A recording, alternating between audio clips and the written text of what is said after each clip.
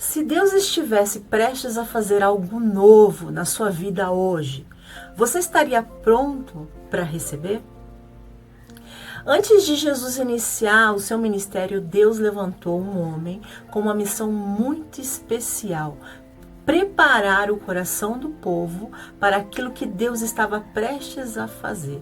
Hoje nós vamos estudar especificamente sobre a pregação de João Batista, unindo 3 textos: Mateus 3, Lucas 3 e Marcos 3. São textos que se complementam, né, e revelam quem era João Batista, por que sua mensagem era tão urgente e como ela fala profundamente conosco até os dias de hoje. Nós vamos entender esse contexto, depois nós vamos extrair lições práticas para as nossas vidas e como elas podem transformar a nossa caminhada com Deus. Olá, queridos, sejam bem-vindos a mais um momento em que nós vamos juntos aprender a palavra de Deus. Para quem não me conhece, meu nome é Jaqueline, você está no canal Verbo Transforma e aqui eu compartilho com vocês conteúdo cristão, devocionais, mensagens da palavra de Deus e reflexões para a sua vida. Então eu te convido hoje a vir comigo. Hoje nós vamos falar sobre a pregação de João Batista, um homem que Deus preparou para trazer a mensagem da vinda do Messias. Então, te convido a vir comigo agora na leitura da palavra de Deus. Em Mateus 3, diz assim: naqueles dias surgiu João Batista pregando no deserto da Judéia. Ele dizia: arrependam-se, pois o reino dos céus está próximo. Este é aquele que foi anunciado pelo profeta Isaías. Voz do que clama no deserto, preparem o caminho para o Senhor, façam veredas retas para ele. No verso 5 diz assim: a ele vinha gente de Jerusalém, de toda a Judéia, de toda a região ao redor do Jordão, confessando os seus pecados, eram batizados por ele no rio Jordão. Quando viu que muitos fariseus e saduceus vinham para onde ele estava batizando, disse-lhes: raça de víboras, quem lhes deu a ideia de fugir da ira que se aproxima? Deem frutos que mostrem o arrependimento. Não pensem que vocês podem dizer a si mesmo: Abraão é nosso pai, pois eu lhes digo que dessas pedras Deus pode fazer surgir filhos a Abraão. O machado já está posto à raiz das árvores, e toda árvore que não der fruto será cortada e lançada ao fogo. Eu os batizo com água para arrependimento, mas depois de mim vem alguém mais poderoso do que eu, tanto que não sou digno nem de lavar as suas sandálias. Ele os batizará com o Espírito Santo e com fogo. Ele traz a pá em sua mão e limpará sua eira, juntando o seu trigo no celeiro, mas queimará a palha com fogo que nunca se apaga. Em Marcos capítulo 1, do versos 4 ao 8, diz assim, praticamente quase o mesmo contexto. Assim surgiu João, batizando no deserto e pregando um batismo de arrependimento para perdão dos pecados. A ele vinha toda a região da Judéia e todo o povo de Jerusalém, confessando seus pecados, eram batizados por ele no rio Jordão. João vestia roupas feitas de pelos de camelo, usava um cinto de couro e comia gafanhotos e mel silvestre. E esta era a sua mensagem: depois de mim vem alguém mais poderoso do que eu, tanto que não sou digno nem de curvar-me e desamarrar as correias das suas sandálias. Eu os batizo com água, mas ele os batizará com o Espírito Santo.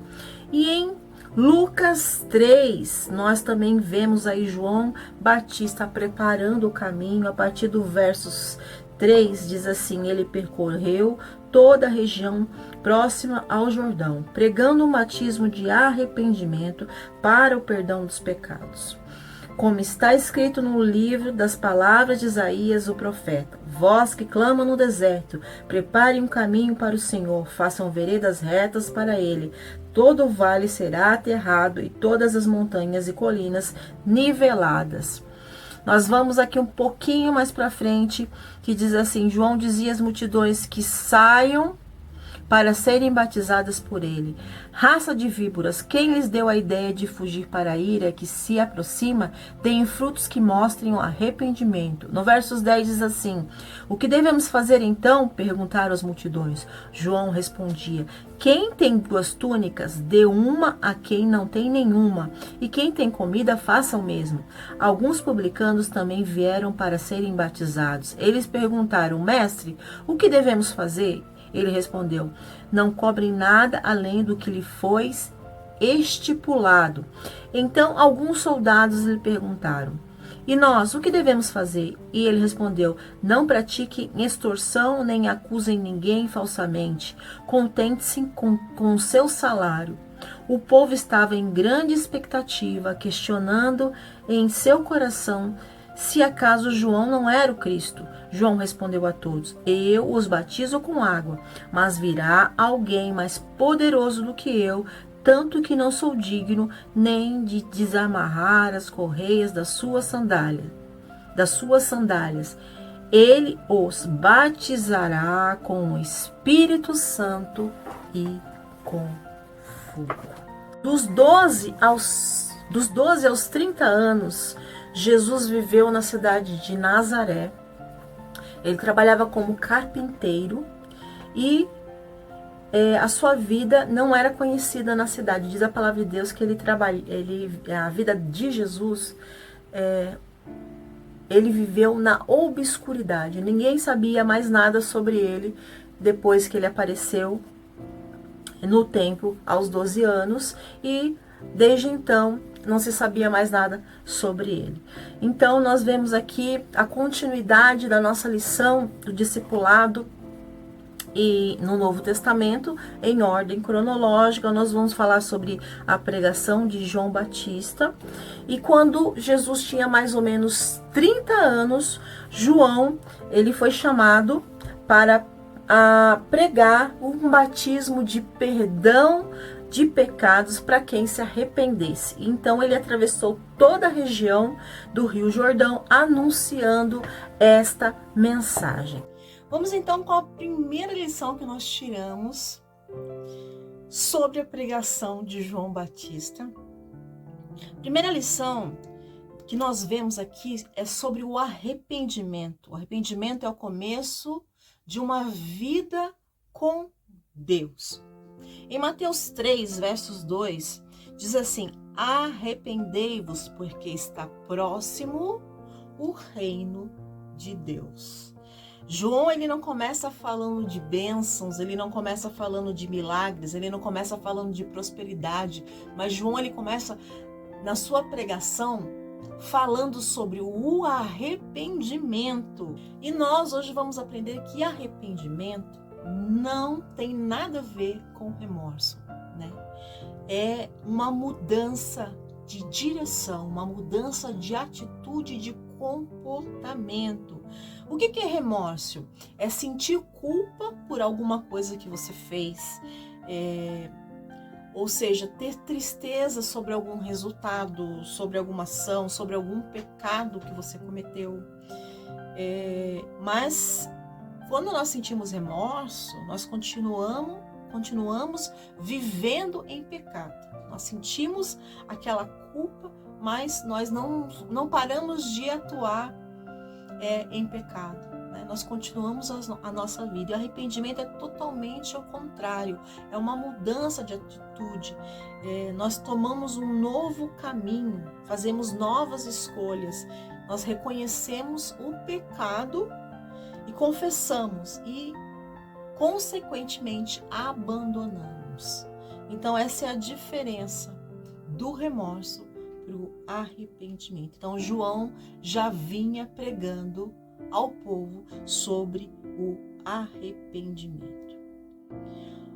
O remorso, ele te prende ao passado, mas o arrependimento te conduz para um futuro que Deus preparou para você. Então, queridos, não existe vida espiritual sem arrependimento, sem mudança de direção, né? Sem o abandono do pecado. O reino de Deus, ele só se manifesta nas nossas vidas quando o nosso coração está quebrantado para isso, né? Quando o reino de Deus, ele se manifesta. O que é o reino de Deus? É a presença viva do Espírito Santo em nós. O que o Espírito Santo faz? Ele corrige, ele restaura, ele guia e fortalece. E quando esse reino de Deus se manifesta, ele gera fruto nas nossas vidas. É a manifestação da vontade de Deus na vida dos seus filhos, né? Ele muda o nosso caráter, ele traz vitória sobre o pecado, e o propósito de Deus, ele é claro, ele é objetivo. Então, o reino de Deus só pode se manifestar nas nossas vidas quando nós verdadeiramente nos arrependemos dos nossos pecados. Então, essa é a primeira lição que nós tiramos sobre a pregação de João Batista, que o arrependimento é o começo para que nós possamos ter uma vida verdadeira com Deus. Segunda lição é que o evangelho é um chamado para quê? Por uma transformação verdadeira, por uma transformação real. Em Lucas 3, versos 8, diz assim: produzir frutos dignos de arrependimento. Aqui, João, ele confronta a religiosidade espiritual. As multidões estavam indo até João para serem batizados, mas João deixava muito claro: não basta vir, precisa haver mudanças. Ele não se impressiona, João, ele não se impressiona com a multidão, ele não se impressiona com a emoção, ele não se impressiona com rituais e declarações bonitas. João, ele estava interessado em frutos, o que? Nas evidências reais de mudanças na vida das pessoas. Então, o arrependimento verdadeiro produz frutos. O arrependimento não é palavra, é mudança de trilho, ou seja, muda as atitudes, muda as escolhas, muda os valores, muda o coração. A transformação, ela tem esse poder de mudar tudo isso em nós. A graça, ela não acomoda, ela transforma. A terceira lição que nós aprendemos na pregação de João Batista é sobre humildade. João sabe exatamente quem que ele era. E ele sabia exatamente quem era Jesus. Em Mateus 3, versos 11, diz assim: eu vos batizo com água, mas ele vos batizará com o Espírito Santo. Marcos 1, 7 fala: depois de mim vem aquele, do qual não sou digno nem de desatar as suas sandálias. João, ele tinha multidões, ele tinha fama, ele tinha autoridade espiritual, mas seu coração, ele era humilde. Ele nunca roubou a glória de Cristo. Seu ministério era totalmente focado em apontar Jesus, em destacar Jesus, né? Então a glória não era para ele, e sim para Cristo. João tinha tudo para se exaltar, mas o seu coração era humilde. Nos dias de hoje, comparando João, ele pode ser comparado a uma pessoa assim, muito, um pregador muito famoso, um influencer, alguém com muita visibilidade, né? Então, ele era essa pessoa naquela época. Mas mesmo assim o seu coração era humilde e simples, consciente de qual era o seu papel, de qual era o seu chamado. Ele não deixava que o seu coração, né, que tudo isso que ele tinha, tomasse conta do seu coração. Então João, ele sabia exatamente quem que ele era e para que ele foi chamado. Ele não confundia o sucesso dele com o seu ministério. Ele sabia que ele não era o Messias, que ele não era o centro, que ele não era o protagonista. Ele entendia qual era a sua real missão. Então, o verdadeiro servo, ele sabe exatamente qual é o seu lugar. O verdadeiro servo, ele não se compara, ele não disputa palco, ele não busca elogio, ele não se promove e não fica orgulhoso do que ele faz, porque ele sabe que tudo é pela graça de Deus e não é por ele, nada é por nós. Tudo que nós fazemos para o Senhor, nada vem de nós. Tudo vem do Senhor e tudo é para a honra e glória de Deus. Quanto maior o ministério que Deus confiou para você, maior é a responsabilidade de manter os seus pés no chão. A unção, ela não autoriza a arrogância. A unção, ela não autoriza a vaidade. A unção não autoriza orgulho. Isso tudo faz com que o ministério caia por terra, que o ministério que Deus confiou a você seja destruído. Mas a humildade sustenta o ministério. E o centro deve ser Cristo e não nós. A lição que nós aprendemos é que o ministério ele começa no deserto. Em Lucas 3:2 diz assim: veio a palavra do Senhor a João no deserto. Deus chamou João não para começar em grandes templos ou em grandes cidades, mas no deserto, um lugar de solidão, um lugar totalmente de dependência. Então ele começa esse ministério sem estrutura, sem público, sem glória humana, sem conforto, sem distrações. E isso nos ensina algo muito profundo, que Deus ele prepara a pessoa longe de holofotes, antes de usá-la diante de grandes multidões. O deserto, ele é um ambiente de formação espiritual, é um lugar de dependência total. Nós vimos aqui que João, ele se vestia de pele de animais, né? De roupa de camelo, ele se alimentava de gafanhotos e de mel silvestre, mel do campo.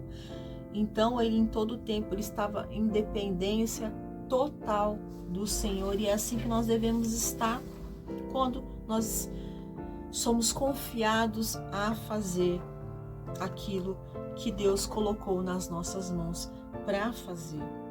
Então o deserto é um lugar de dependência total. Lá no deserto, João aprendeu a ouvir a voz de Deus e também a calar a sua própria vontade, a andar pela fé e não depender de nenhuma aprovação humana. Então, lá no deserto é onde se revela o verdadeiro propósito para as nossas vidas. No deserto, nós aprendemos muitas lições. Nós aprendemos a tirar totalmente a nossa vaidade, né? As nossas vontades, o nosso eu. O coração, ele aprende quem é o verdadeiro autor da obra. Nós aprendemos a quebrar o nosso orgulho e entender que tudo que nós fazemos vem de Deus e não de nós, não das nossas forças e nem da nossa capacidade. Nós fortalecemos a nossa fé a fé ela não cresce na nossa zona de conforto, né? Mas ela cresce quando nós somos confrontados. Cresce na falta, cresce na espera, cresce no desprendimento e na dependência total em Deus. O deserto ele afia o nosso chamado, nos faz focar no que realmente é essencial, né? A gente fica mais sensível à voz de Deus e deixamos de focar no que é supérfluo e focamos no que é essencial, a vontade do nosso Pai. Deus ele alinha a nossa missão, limpa as nossas motivações e nos dá clareza do propósito dele. Então João não saiu do deserto confuso, ele saiu com convicção, com autoridade e com intimidade com Deus. Ali, quando nós estamos no deserto, passando por um momento de aprendizado, né? Que o deserto é um momento em que Deus nos prepara, que Deus nos ensina. Ali nós buscamos a verdadeira intimidade com o Pai. Então, queridos, antes de Deus te usar, Ele vai te preparar. Talvez você tenha que passar por esse deserto, ou talvez você já esteja passando por ele. Então, aproveite essa oportunidade para se aproximar mais do seu Pai, para buscar mais a sua presença, para buscar mais intimidade com Ele, né? Para alinhar a sua missão, para limpar o seu coração das suas próprias motivações. Com certeza Deus vai te dar mais clareza. Como eu disse, não existe ministério sem preparação. Nós vimos que Moisés ele passou 40 anos no deserto. José passou anos na prisão. Davi passou anos escondido nos campos. E Jesus ele passou 40 dias no deserto antes de começar o seu ministério. Nós temos exemplos vivos aí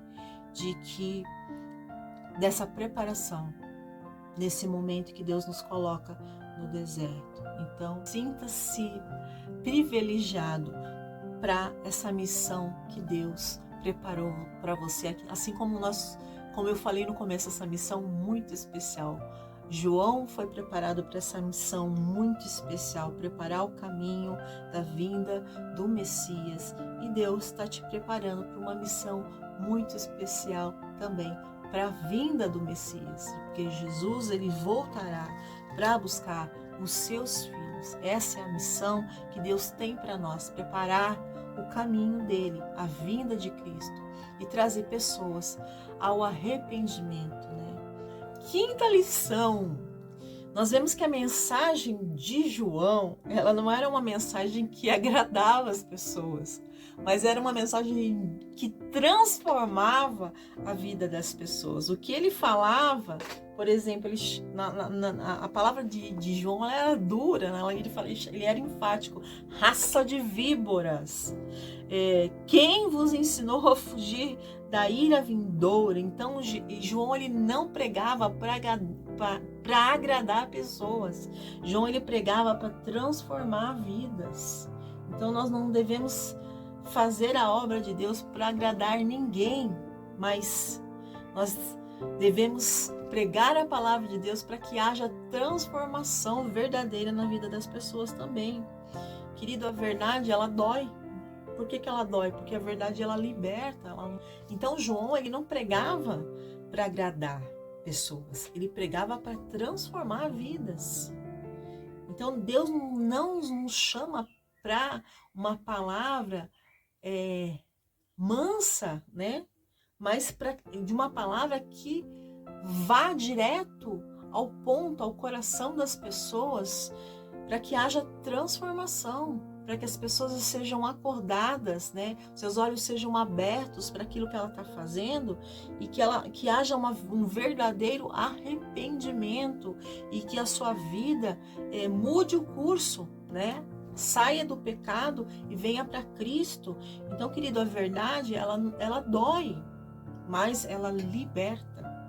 Aqueles que foram chamados para proclamar a palavra de Deus, os discípulos do Senhor, eles precisam ter coragem espiritual, coragem para falar a verdade de Deus. A mensagem de João era dura, porque o pecado é duro. Quando João ele chama os fariseus e os saduceus de raça de víboras, ele está denunciando o que, meus queridos? A hipocrisia, a falsa religiosidade, um coração endurecido, uma vida sem arrependimento.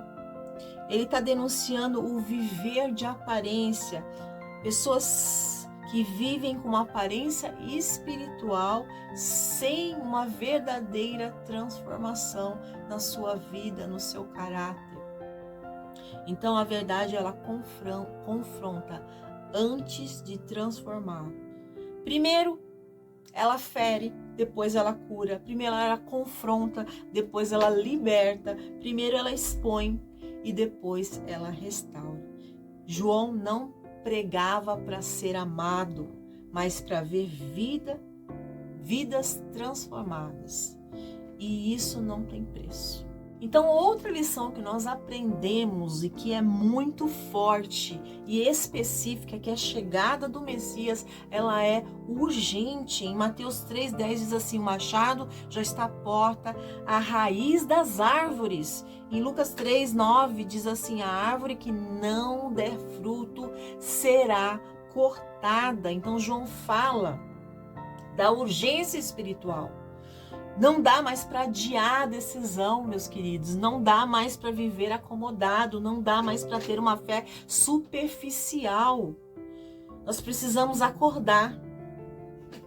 Nós precisamos abrir os nossos olhos e tomar uma posição. Jesus está voltando. Jesus voltará. E talvez Jesus volte para você hoje. Você não sabe qual é o dia que Jesus vai... Você vai... dormir e não vai acordar. Você não sabe o que vai acontecer no dia de hoje. Então Jesus está voltando. Não só cumprindo a verdadeira vinda de Cristo, mas Jesus pode voltar para você hoje, porque você não sabe o quanto tempo você vai viver. Então nós precisamos acordar. Nós precisamos nos posicionar e parar de ter essa fé superficial. A vida do cristão exige seriedade. Precisa ser séria.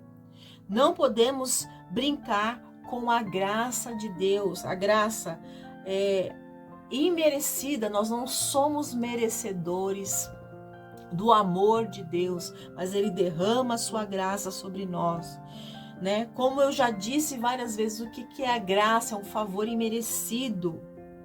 Mas uma hora, meus queridos, a conta vai chegar. Então nós precisamos nos despertar, nos arrepender, sair do caminho errado, mudar de direção, né?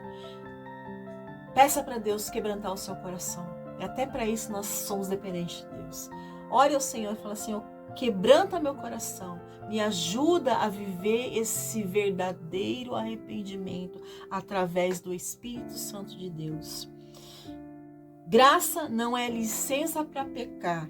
Graça é poder para viver de forma transformada. Então eu quero deixar algumas perguntas para você. Você tem vivido uma fé com profundidade ou você tem vivido uma fé de forma superficial? Sua vida mostra frutos ou mostra apenas palavras lançadas, palavras vazias? Você está empurrando as suas decisões com a barriga? Se Jesus voltasse hoje, como estaria o seu coração? Então, tudo o que nós aprendemos sobre a pregação de João Batista continua tão atual como naquele tempo, meus queridos. João, ele não chamou o povo apenas para ouvir, mas para uma mudança verdadeira. E Deus, ele continua nos chamando da mesma forma, a produzir frutos, a viver um arrependimento verdadeiro, a agir com justiça, misericórdia e simplicidade e principalmente a estarmos prontos para aquilo que Ele deseja fazer em nossas vidas. Que essa palavra ela encontre espaço no seu coração e que o Espírito Santo te ajude a alinhar sua caminhada.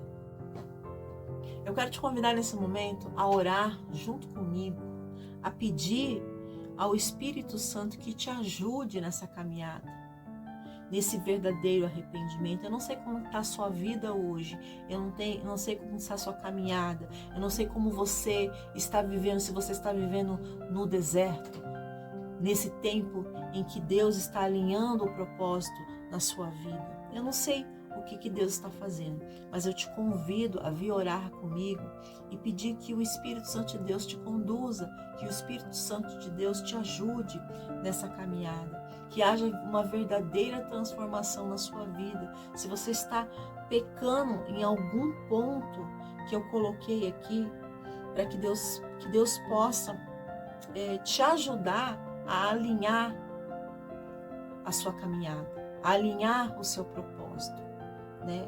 E que você possa entender o verdadeiro chamado e saber que é Jesus que tem que ser o foco e não você.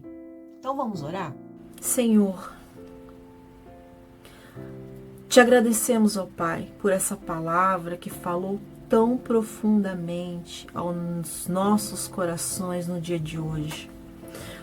Assim como o Senhor enviou João Batista para preparar o caminho para a vinda de Jesus, prepara também, Senhor, o nosso coração para tudo aquilo que o Senhor deseja fazer em nossas vidas. Pai, nos ajuda a viver um arrependimento verdadeiro, não apenas de palavras, mas de atitudes, que possamos dar frutos dignos de mudança, frutos que glorifiquem o Teu nome. Que o Teu Espírito Santo nos molde, nos alinhe, nos direcione, nos fortaleça, para que possamos viver uma vida simples, uma vida justa, honesta, cheia do Teu amor. Tire de nós tudo aquilo que não Te agrada e coloque em nós um coração ensinável, sensível, obediente. Que nosso verdadeiro propósito, nossa verdadeira intenção, a intenção do nosso coração, que ela seja que o Senhor cresça e que nós possamos diminuir, que Jesus seja o centro e que nós possamos ser apenas instrumentos nas Tuas mãos. Que cada pessoa que está assistindo esse vídeo, escutando essas palavras, sinta agora nesse momento a Tua presença, receba a Tua paz, que ela seja despertada para um novo tempo com o Senhor, que ela seja despertada para um arrependimento verdadeiro. Prepara, Senhor, para o novo que o Senhor tem para fazer na vida de cada um de nós. Senhor, nós consagramos as nossas vidas a Ti.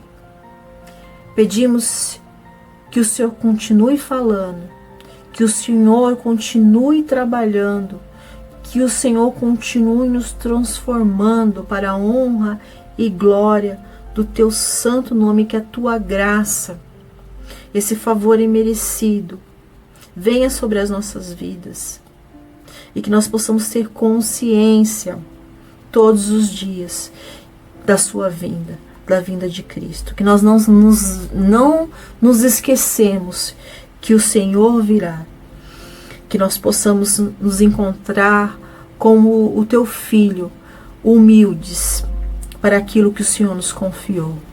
Em nome de Jesus. Amém e amém. Que Deus abençoe a sua vida. Espero que essa palavra tenha sido bênção para você. Compartilhe para mais pessoas para que abençoe outras vidas também. E até o próximo vídeo, se Deus quiser. Um grande beijo. Deus abençoe a todos.